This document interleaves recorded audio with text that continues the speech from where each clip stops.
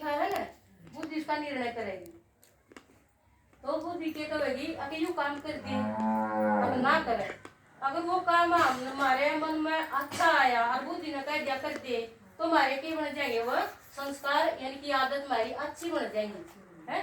तो हमारे संस्कार या उसमें रिपीट हो जाएंगे हमारी आत्मा में। अगर वो काम बुरा था और हमने वो कर दिया तो हमारे गलत संस्कार बन जाएंगे।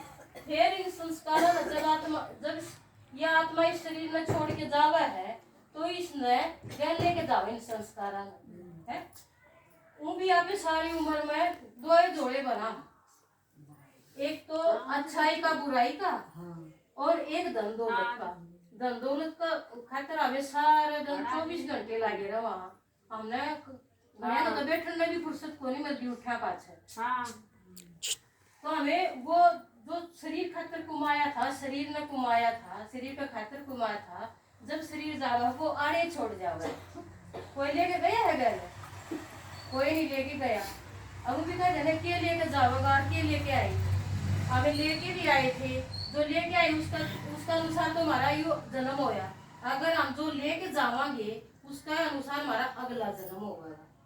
तो फिर जो आत्मा ने कमाया था वो आत्मा अपना धन दौलत तो छोड़ गया आड़े, शरीर ने कमाया शरीर का आड़े रह गया।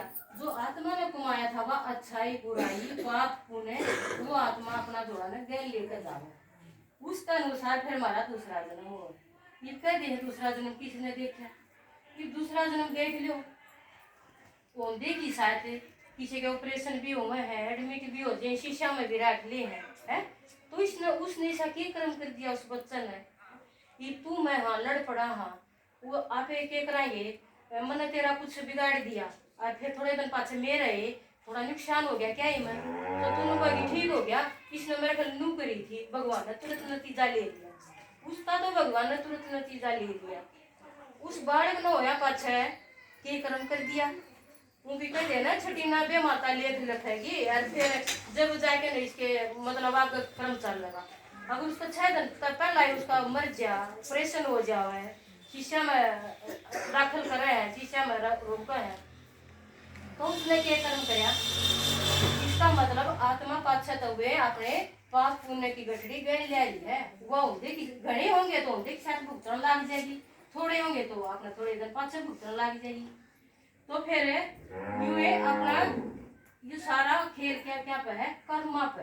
इवन भाग रहा ना अभी कर्मा करके बनता राजा, कर्मा करके बना फकीर है। इब फकीर ने शायद के काम करया, अब भाई वो मांग मांग के खावे, और राजा ने शायद के काम करया, अब भाई वो सब को चलावे। वो सारा कर्माई का नहीं खेल है, जिसे हम कर्म करांगे ईसाई हम ना अगला जन्म में लगा। बढ़िया कर्म करेंगे तो साहूकार का घर में जन्म ले लेंगे, राज्य का घर में जन्म ले लेंगे।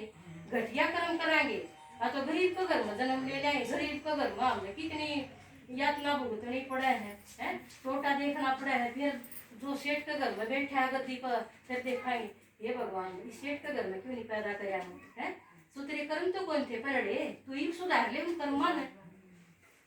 तो सारा खेल है कर्मा का खेल है, और यह आत्मा इस शरीर के द्वारा कर्म करे। तो ये बीच में बताया है अब इस लंबे चौड़े शरीर में यह आत्मा रवकड़ा है। जब इसका इतना मोल है तो यह रवकड़ा है। तो इस भाई ने बताया है अब ये आत्मा अड़र हुआ है।